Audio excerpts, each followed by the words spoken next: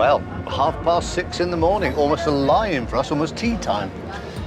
We're on our way out of town on an early morning commuter train. The only problem with this train is quite busy. I haven't actually yet found anywhere I can buy a ticket, so I could be nicked.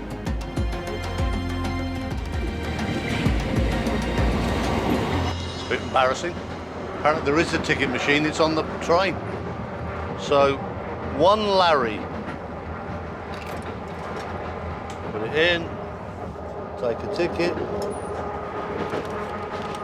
That's amazing.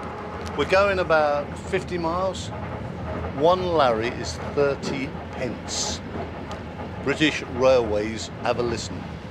30 pence for 50 miles, that's amazing.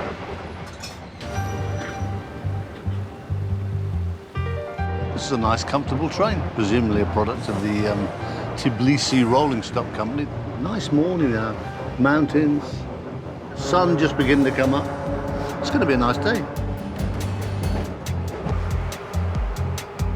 A nice day for some rather unsavoury sightseeing.